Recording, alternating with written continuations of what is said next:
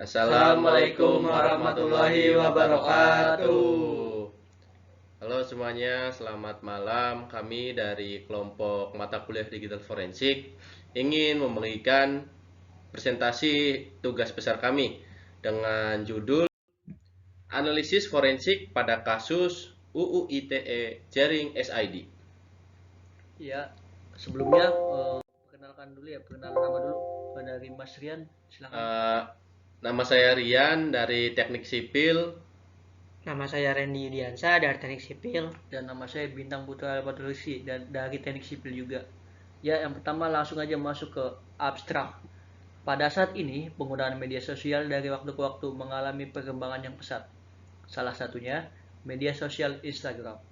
Media sosial Instagram memiliki banyak manfaat seperti membagikan foto kegiatan sehari-hari dan masih banyak lagi. Namun, media sosial Instagram memiliki sisi negatif dalam penggunaannya.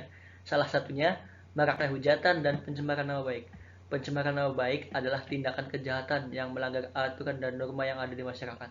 Oleh karena itu, untuk mengatasi kejahatan tersebut, tindakan yang diperlukan adalah meninjau postingan dan kolom komentar di media sosial Instagram.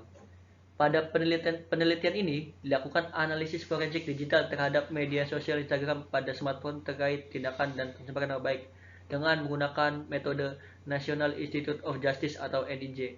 Berdasarkan penelitian yang dilakukan, diperoleh bukti digital yang dapat dipertanggungjawabkan oleh pelaku. Ya, yang pertama itu ada pendahuluan. Yang ke-1, latar belakang. Bermula dari berita yang muncul di berbagai jenis media dalam kurung koran, radio, televisi, dan internet pada tanggal 12 Agustus tahun 2020 tentang selebriti bernama Jering dari grup band SID atau Superman is Dead yang ditahan oleh polisi akibat postingan Jering di Instagram pada tanggal 13 Juni tahun 2020, di mana akibat postingannya itu Jering diadukan oleh ID atau Ikatan Dokter Indonesia kepada kepolisian.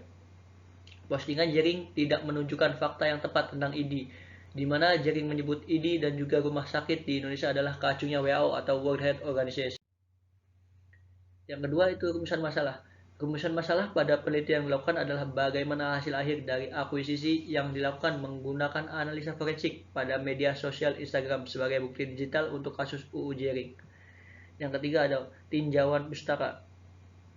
Yang pertama itu ada Instagram. Instagram atau lebih dikenal dan disingkat IG adalah sebuah aplikasi berbagi foto dan video yang memungkinkan pengguna mengambil foto, mengambil video, menerapkan filter digital, dan membagikannya ke berbagai layanan di jaring sosial, termasuk milik Instagram sendiri. Yang kedua itu ada forensik digital. Forensik digital adalah suatu langkah dalam memeriksa media digital atau perangkat yang berhubungan seperti smartphone, hard disk, folder yang menggunakan metode untuk mengolahnya. Dapat dikatakan forensik digital adalah suatu langkah untuk menjaga, mengumpulkan, menyimpan, menganalisa, dan menyajikan suatu barang bukti yang berhubungan dengan objek digital. Selanjutnya ada bukti digital. Bukti digital merupakan informasi yang dapat dijadikan barang bukti yang sah di pengadilan. Ya. Selanjutnya ada metode penelitian yang akan dibacakan oleh teman saya Randy. Ya, 2 metode penelitian. Itu A. Preparation. Tahap preparation atau persiapan merupakan proses dalam pemilihan barang-barang yang digunakan sebagai barang bukti tindak kriminalitas. Barang yang digunakan dapat berbentuk digital atau perangkat keras, dan barang bukti tersebut dapat digunakan dalam proses penyidikan. B. Collection. Tahap collection atau pengumpulan adalah tahapan yang digunakan untuk mengumpulkan data yang dapat digunakan dalam proses penyidikan. Pada proses ini, terdapat pengambilan data-data yang terdapat pada sumber pada barang bukti dan menjaga keaslian serta keutuhan barang bukti tersebut dari perubahan. C. Examination. Tahap examination atau pemeriksaan adalah tahapan pemeriksaan data yang telah dikumpulkan secara forensik dan memastikan data yang digunakan merupakan data yang asli. D. Analisis. Tahap analisis atau analisa merupakan proses untuk mendapatkan data atau file digital yang dapat digunakan sebagai barang bukti dari proses pemeriksaan. Dan selanjutnya, data yang didapatkan akan dianalisa secara detail dan menyeluruh dengan metode yang sah secara hukum dan teknik sebagai bentuk keadilan dalam pengungkapan barang bukti digital. Hasil dari tahap analisa digunakan sebagai bukti digital yang dapat dipertanggungjawabkan secara hukum dan ilmiah. Reporting. Tahap reporting atau pelaporan adalah langkah untuk pelaporan hasil dari tahapan analisis, yang merupakan gambaran dari tindakan yang dilakukan, peralatan yang digunakan dalam pengungkapan barang bukti, dan metode yang digunakan.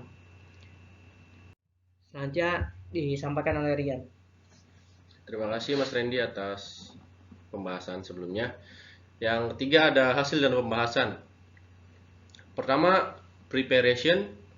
Dalam proses preparation atau persiapan, berfungsi untuk menyiapkan alat-alat yang digunakan sebagai barang bukti dan proses penyidikan.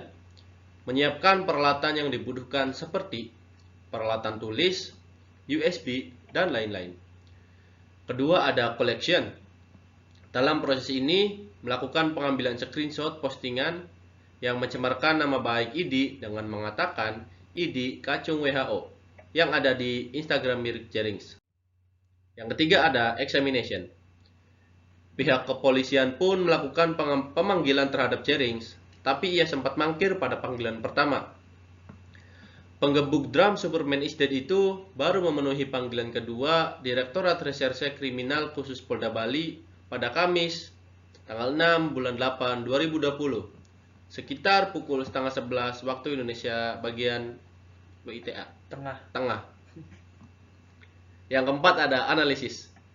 Diskrimsus Polda Bali Kombes Pol Yuniar Kusnugroho mengatakan, polisi sudah memeriksa pihak beberapa saksi dari ID Bali dan ahli bahasa dalam dugaan kasus pencemaran nama baik tersebut.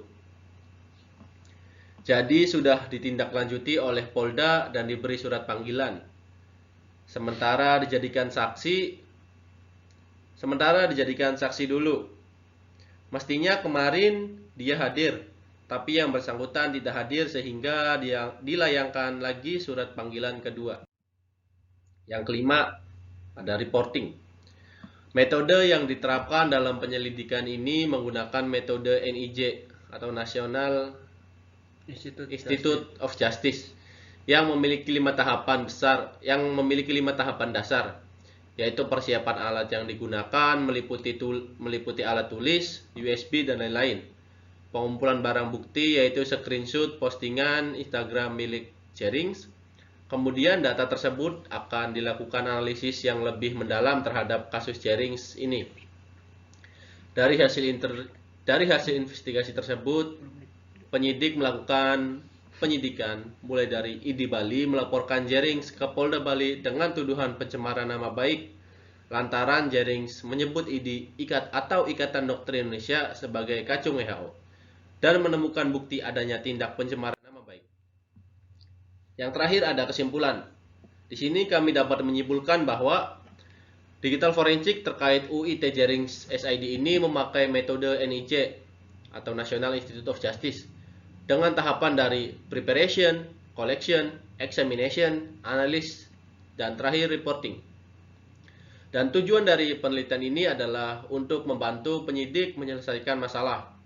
Dilihat dari bukti-bukti yang dapat disimpulkan bahwa benar adanya kasus pencemaran nama baik ID yang dilakukan oleh Jerinx, yang mengakibatkan drummer SID tersebut ditahan selama 10 bulan karena terjerat pasal 28 ayat 2 Jungto, pasal 45A ayat 2, pasal 27 ayat 3 Jungto, pasal 45 ayat 3 Undang-Undang Republik Indonesia Nomor 19 Tahun 2016 tentang perubahan atas Undang-Undang Nomor 11 Tahun 2008 tentang informasi dan transaksi elektronik, dan atau pasal 310 KUHP dan atau pasal 311 KUHP sesuai dengan laporan polisi nomor LP-263-6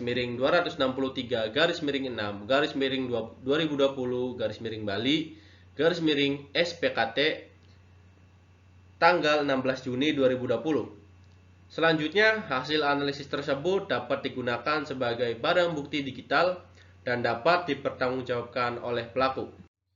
Ya, mungkin itu saja presentasi yang dapat kami sampaikan. Kami sebelumnya ingin memohon maaf bila adanya keterbatasan kami dalam menyampaikan informasi. Semoga apa yang kami sampaikan dapat menjadi ilmu bagi kalian semua. Amin. Dan kami juga ingin terus belajar agar menjadi pembicara atau mahasiswa yang lebih baik.